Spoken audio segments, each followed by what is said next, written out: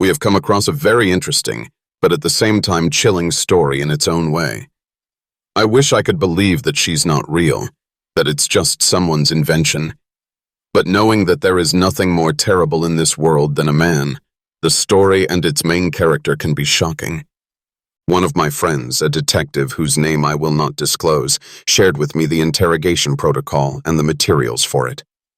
Their office in the provincial town of Napa for a very long time could not catch the serial killer who raped and killed girls and women. The identity of the killer would have remained undisclosed if one sunny day the FBI had not decided on a risky adventure. Chad-cham. As a child, Tommy often lacked maternal attention and care. His mother always worked late to feed the family. At the same time, his father was hanging out on the street and drinking a lot with his friends, burning through most of the money his mother earned. Tommy had quite an ordinary appearance among his peers. He had a thin face, a lean body, red hair, a small nose, and a thin neck. Tommy's parents often quarreled with each other. Sometimes it came to beatings from his father. Tommy himself often got hurt when he stood up for his mother. Unfortunately, this only provoked his father more.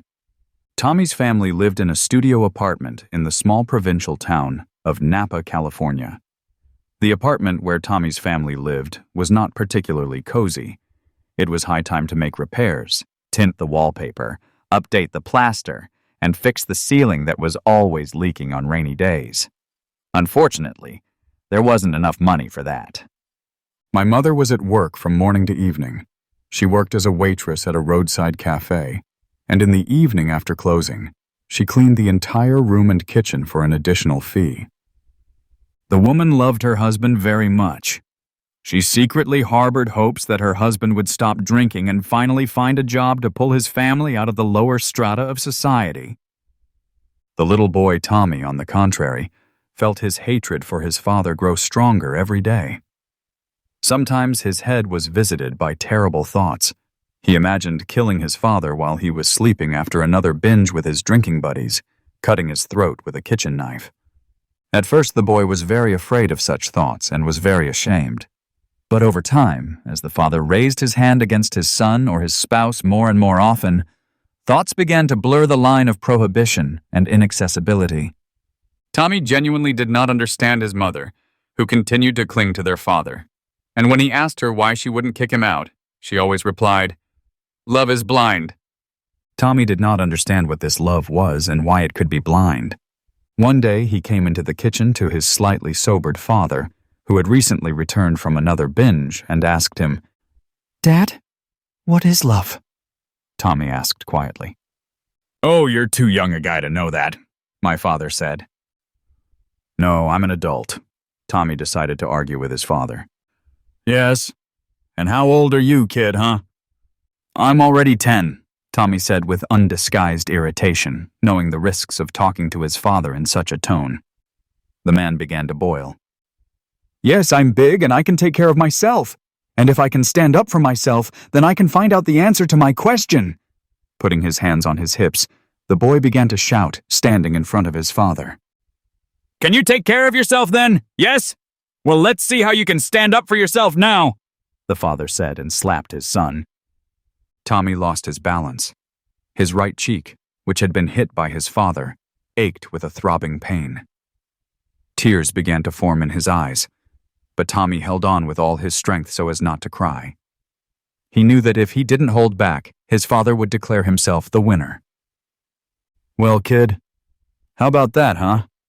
So you can take care of yourself, right?" His father's irritation grew with every word he uttered. He went up to the boy and grabbed his hand, squeezing it until it hurt. "I hate you, Father! I hate it! You're ruining my life and my mom's." The boy began to shout the words, with irritation and great hatred that had long since taken root. "You hate it, don't you, kid? I conceived you, I raised you, and you dare to say that to my face?" Tommy's father finally exploded, losing control of himself. In a fit of anger, the man loosened his grip for a few seconds and the boy managed to escape. Tommy ran to the storage room, where he locked himself in an attempt to wait out his parents' rage. The father rushed after his son, but ran into a closed wooden door. Unfortunately, she didn't stop him. The enraged man started banging on the door while threatening his son. "Either you open the door yourself and accept the punishment, or I'll break it down now and you'll regret that you were born on this earth at all." The boy turned on the light in the pantry and began to look for at least some means of protection. Despite the fact that the pantry was quite small, Tommy's family kept various tools there. Tommy quickly scanned through the numerous boxes and found an old rusty axe that he found in a vacant lot in his neighborhood. The boy took the axe and prepared to defend himself. Meanwhile, the door could not withstand the pressure from the back of the pantry and opened, admitting the boy's father. Tommy quickly crawled below, and without waiting for his drunken father to turn around, he hit his leg with an axe. The man, wounded in the leg, knelt down on one knee and screamed in pain. This did not stop the boy. He was overcome by a primal rage and thirst for blood, feeling which, he hit the man on the head with the butt of an axe. The boy's father lost consciousness and fell, but that wasn't enough for Tommy. Feeling his dominance over the situation, the boy continued to beat the lying man on the head with the butt of his shoe, venting his hatred. It took Tommy a moment to realize what he had done. He also did not immediately realize that he had personally ended not only a man's life, but also deprived himself of the constant fear of beatings. Mom will be happy when she gets home from work. She will no longer have to worry about the money that Dad drank with his friends. She won't need to be afraid anymore, just like me. Us, Tommy mused calmly aloud, waiting for his mother to return. He dropped the bloody axe from his hands and went to the kitchen to get rid of the blood. After unsuccessful attempts, Tommy abandoned this venture and decided to wait for his mother's return, which was due to arrive soon. She always came closer to midnight. The boy went up to his dead father and looked at his wristwatch. It showed 15 minutes to 12. Tommy went back to the kitchen, sat down on a chair, and began to replay the event that had happened to him. He recalled over and over again the feeling of pleasure he got in the process of killing. Lost in deep thought, the boy did not hear the sound of the door opening in the hallway. He was pulled out of his thoughts by his mother's loud and desperate cry. "Oh my God!" Tommy's mom screamed. The boy ran to his mother and hugged her, after which he said, "Mommy, I killed Dad. Isn't it great? We won't have to endure his beatings and drunkenness anymore, and you can give all your love to me." Mom was shocked by what she saw. She was even more shocked by the cheerful and perky smile of her son, who was covered in the blood of his father and her husband. My dear son, my dear, what have you done? What happened? The woman spoke up desperately. I've put us out of our misery, Mom. Aren't you glad? Tommy was surprised. Yes, I'm glad, son, I'm glad, Tommy's mom said. But we have something important to do with you. What is it, Mother? Tommy asked in surprise. We need to hide our dad's body so that no one can find it, especially the police. Otherwise, you won't be able to live a happy life. Why don't we put it in the pantry, Mom? You can't. Otherwise, they will definitely find him. And remember, son, not a single word about what happened to anyone, okay? Yes, Mommy, I get it. That's a smart girl. Now please bring me a saw from the pantry. I think I've figured out how to hide the body. But before you go get the saw, let me help you clean the blood off your hands. A little later, the boy went to the pantry for a saw and returned to his mother. He and his mother sawed up the body and packaged its parts in garbage bags, and then stacked the bags carefully tied with rope and buried them late at night in a vacant lot 3 blocks from their house. After returning home, the mother carefully cleaned the floors to remove the traces of the crime. The next day, Tommy's mom didn't go to work and stayed at home. She stayed in her bed all day. The boy began to worry about his mother, but she assured him that she was just tired and wanted to rest. The sounds of crying could be heard from her room for a long time. The next day, Tommy stopped by to check on his mom, taking tea and bread with raspberry jam with him. She was still lying in bed. When the boy approached her, he noticed on the bedside table an open and almost empty package of medicines that his mother sometimes drank when she couldn't sleep for a long time. The boy tried to wake his mother, but she did not wake up. Tommy realized that his mother had fallen asleep forever and soundly. Tommy didn't cry. He never cried again, no matter what happened to him. 15 years later. Well, Mom, how do you like Tommy's story? Do you remember how you left him? Young man, please let me go home, a young girl tied to a chair in a dark room asked plaintively. It seemed to be an abandoned warehouse. Oh no, Mommy. He won't let you go anywhere else. Now, you are his, and only his. I won't let you run away from me anymore. You're a monster, the prisoner shouted loudly. Mamulechka, why are you talking so badly about him? What about your love? What about the love you never gave your boy, even after you left? Don't you love him? The police will find you and put you in jail, the girl said threateningly, firmly confident in her words. The police haven't been able to find Tommy for 5 years, so why would they find him today? If not today, then tomorrow. And if not tomorrow, then the day after tomorrow. They'll find you, I'm sure. Then you will definitely pay for your misdeeds. The young man walked around the girl tied to the chair, bent down to her ear, and whispered, Mommy, it's going to be okay. Don't worry. You're safe with him. Ha ha. Yeah, that's right. With him. Now you can give all your love to him and only to him. How much? The girl said softly. How much is what? The young man clarified and stood in front of his victim. How many people were like me? What is it? She asked the man across from her. Maybe 30, maybe 15. He doesn't remember, but they weren't real. They were just pretending to be someone they weren't. They thought that this way he would let them go eventually. Unfortunately, they were wrong. Now they won't be able to give their love to anyone else, because it belongs only to Tommy. And you, Mom, will become another source of love that Tommy missed so much from you as a child. Son, I'm sorry. I didn't mean to. The victim of her abductor decided to play along. Really? Tommy thinks otherwise. For example, Tommy thinks you're lying. Saying that, Tommy punched the girl and watched with joy as she suffered. He said that pretending doesn't work. It only makes him angry. You're going to pay for this, you bastard, the girl said to her captor's face. Mommy, do you really want him to punish you for your bad behavior again? Tommy said slowly and clearly, preparing to hit the girl again. Begin capturing the target, the captive said loudly, and smiled, looking at the man in front of her. A few seconds later, special forces burst into the warehouse, and one of the operatives shot Tommy in the leg, thereby preventing him from coming to his senses and trying to escape. Tommy howled in intense pain and then found himself pinned to the ground by one of the members of the capture group. The others began to comb through the small room of the abandoned warehouse in search of other possible victims of the abduction. The decoy girl was untied from the chair, after which she approached the psychopath pinned to the ground and said, Your place is in the electric chair, but that's up to the court to decide. However, if I had my way, I would shoot you here and now, said the police officer.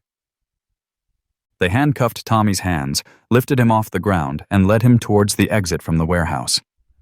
Limping, Tommy followed his escorts, but before leaving, he turned around and shouted, Tommy will miss you, Mom. Interrogation Protocol number 456. Napa, California. May 11th, 2019. The case of little Tommy. Number of dead, 15. Number of survivors, 1. Walk. Mr. Thomas Anderson, are you aware of what exactly you are being accused of? Said a tall, bald man, dressed only in a shirt and black trousers. He was smoking a cigar and blowing clouds of smoke towards the man who was sitting in front of him. The young man did not answer. He just smiled stupidly and looked to the detective's left. There was an object of much more interest than the whole scene. I'm asking you again, you bastard. Do you realize what you've done?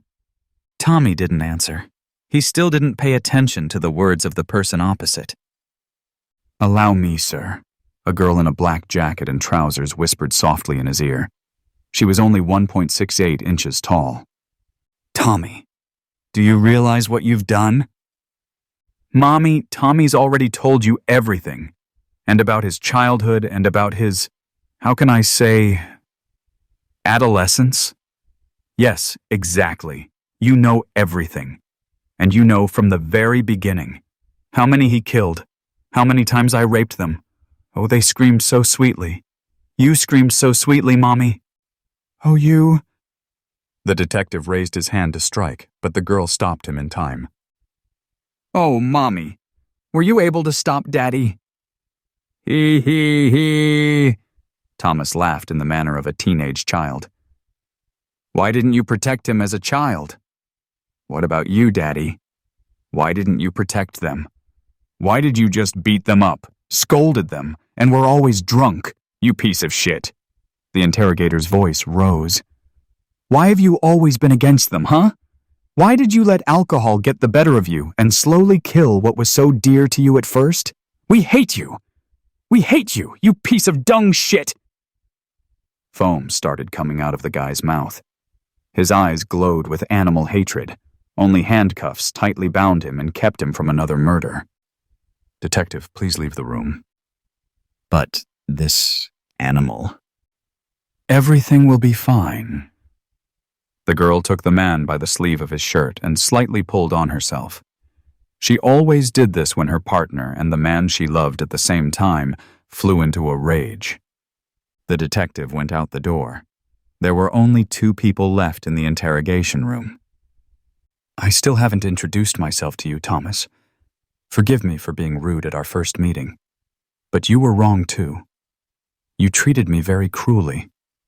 You too, Mom. You dumped Tommy. I didn't do it on purpose. If that were the case, you would at least say goodbye to him. And I wouldn't have dreamed about it all these years. And he wouldn't have been looking for you all this time in those others. Tommy would have been happy. Thomas, my boy. The girl's voice trembled. She was filled with anger and fear of the man next to her. She knew perfectly well what the victims had to endure before they were sent to long-awaited oblivion. You have every right to be mad at me. But let's take it in order, one more time. You told us, no, me, about your childhood. What happened after I left your life? The detective took the young man's hand. To do this, she mustered up the courage and bravery. Mom, do you really want to know? Thomas seems to have believed in the intentions of the man on whom he projected everything that he lacked in his childhood and adult life. Really, in every detail. Well, after you left, Tommy went to an orphanage. Now, the conversation lasted a long time. The first mom was a girl named Christina. She was 19 years old, and he was 16. She worked as a cook at the orphanage where Thomas had been staying for a long time.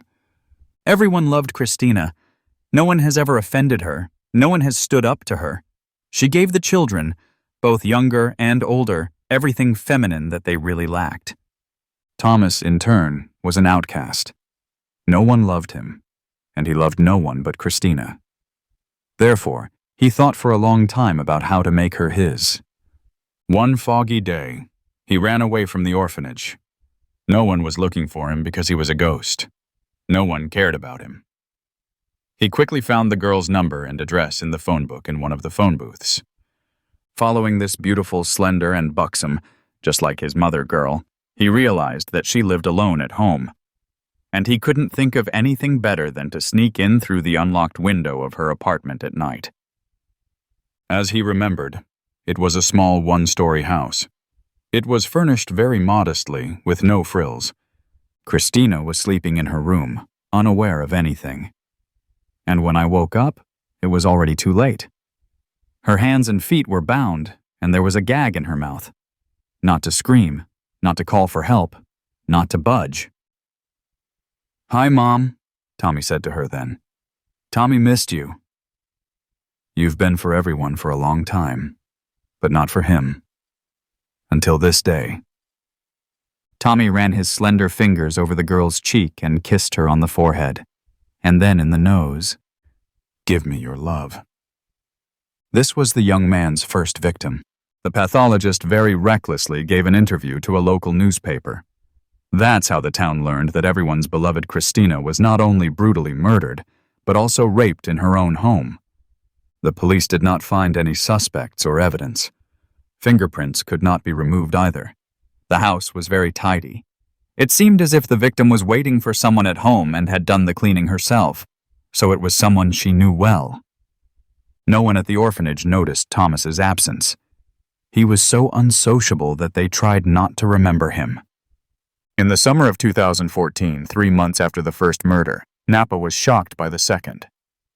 This time, the victim was a young woman in her 30s. The killer's handwriting was the same. Breaking into the house, tying up the victim in bed, violence, torture, and subsequent killing. If all this had happened during the Second World War, it might have given the impression that someone from the Gestapo had worked. It was dirty, cruel, and incredibly horrible. Once again, the police have reached a dead end. The third incident happened 2 years later, outside the city, on a small farm. The victim was a widow of 40 years, Mrs. Tomsky. Except for the location, everything pointed to the same person. However, this time there was a new detail. Tommy began to leave behind a red lily. That's how Tommy's youth was spent, in the murders and intimidation of the town, which, in his opinion, took his mother away from him. Fortunately, he was finally caught and taken into custody. Is that all, Tommy? The detective asked. Yes, Mother. You would have been the 16th. Tommy was so dazzled by your beauty and intelligence that he couldn't even think of such a trap. He, what a pity, what a pity. Tommy wanted to have so much fun. After all, there is no substitute for the warmth of a woman, and even more so for the warmth of a mother. I'm sure Mom will definitely visit you. When she does, you'll regret being born. I also hope that the devil himself has prepared a separate cauldron for you in hell. Tommy smiled, and then he leaned forward. Mommy, are you threatening me?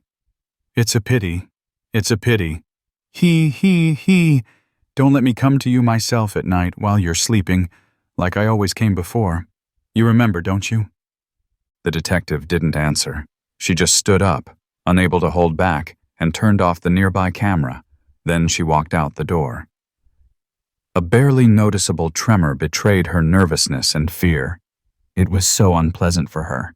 Not that it was being in the same room with this man. She was afraid of him. Officially, the interrogation was over. Unofficially, Thomas was held in a temporary detention area for 2 weeks, while the U.S. authorities prepared a courtroom in a nearby city. It was going to be the most high-profile and also terrifying case in the entire history of the United States of America. But this was not to be, because an unexpected and at the same time frightening variable intervened in the whole story. There were only 2 guards at the station that night. They were sitting near the suspect's temporary detention rooms and drinking coffee. The surveillance cameras were on, and no one was worried that something out of the ordinary might happen. Tommy was lying on a tin bench with his eyes closed. He knew that he would not be allowed to live in peace. Moreover, no one will let him continue to look for and love his mother. Suddenly, a screeching sound caught his ear. He opened his eyes, but he couldn't identify the source of the sound. A minute later, the lights in the hall disappeared, and a few seconds later, they appeared again. Tommy wasn't scared, but something in the air has changed. Suddenly, it was cold. Tommy shivered and shouted for an officer, but no one heard him. Then someone touched Tommy's right shoulder, a little later, to the left, and then her slender fingers ran through her hair. Tommy jumped up and pressed himself against the wall, but there was no one in the cell. "Who's there?" Thomas asked. Silence answered him. Tommy's not afraid of you. Everyone is afraid of Tommy. He. He laughed softly. Really? Why is your breathing getting faster? Tommy heard a whisper in his ear. The voice was very gentle, but frightening in its own way. It resembled the rustle of autumn leaves in late autumn. Who are you? "Show yourself," Son, don't you recognize me? Not that. Why can't Tommy see you? The young man began to stammer. He never believed in the supernatural or the otherworldly. I've always thought of it as childish horror stories. It's a pity. Tommy, it's me, your mom. Turn around. He heard the rustle of words in his right ear. Thomas turned around and opened his eyes wide. His mother was standing in front of him. Not the copies he was looking for her in, but her. The real thing. Thomas, my boy, aren't you glad to see me? The woman was wearing a light chemise. Her face was decorated with multiple scars from her husband's beatings. Mom? Is it really you? Tommy is so happy, but... He paused. It's me, honey. It's me. After all these years, I've come to visit you. After all, you're finally going to pay for your sins. This is not the future I wanted for you, son. The light flickered again. Tommy's mom disappeared from sight, and suddenly she was behind him, speaking. I was hoping that you would grow into a good person, that you won't turn into the worst version of your father. Who did you end up being, son? You've become a monster, a murderer and just a pathetic little man. How many innocent girls have you killed? 15. Tommy killed 15. But Mom, isn't it your fault? Didn't you make Tommy like this? Who left him? Who left him alone against the whole world, eh, Mom? The guy's voice began to rise. Anger and hatred boiled inside him. Who allowed this to happen? Don't you dare yell at your mother! The spirit screamed so hard that the light in the hallway began to blink. It got even colder in the cell. The woman reached out her hand to Thomas's face and grabbed him by the throat. He felt cold and fear bind his body, and he began to suffocate.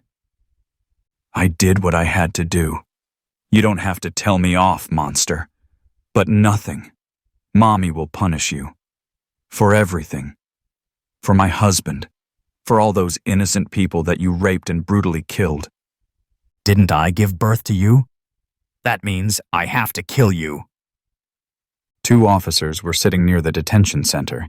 They were playing cards and joking around, discussing the waitresses from the roadside cafe who were always making eyes at them. Suddenly, they heard a wild, almost inhuman scream. Both jumped up and headed towards the source of the sound. The door leading to the corridor to the isolation cells opened, but the glass of the door was covered with some strange ice flows. Once inside, the officers found that there was no light in the hallway. Both turned on their flashlights and ran up to the cell with only one prisoner, little Tommy. The police found the killer lying on the floor and in convulsions. His mouth opened and closed soundlessly, his eyes were closed, and his legs were twitching. Derek, call an ambulance urgently! One of them shouted to the other. He did not argue and began to call the medical service. Thomas continued to twitch in convulsions. The light suddenly turned on. And at the same moment, Thomas fell silent. Paramedics arrived 10 minutes later. But it was already too late. According to their conclusion, the criminal's heart stopped. On his face, there was a grimace of horror coupled with surprise.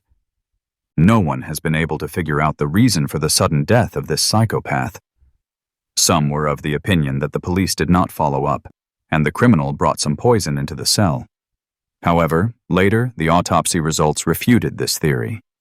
Others believed that Thomas had a congenital heart defect, and it could not stand the events experienced in recent years.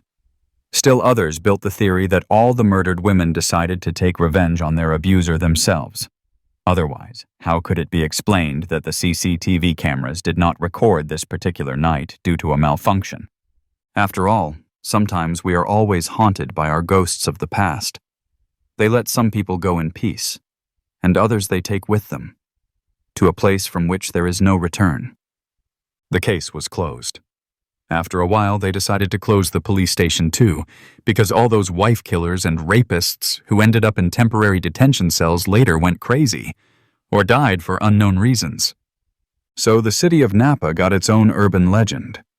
Little Tommy has become a kind of reminder to all residents that all our decisions can have consequences, that society creates itself and destroys its own monsters.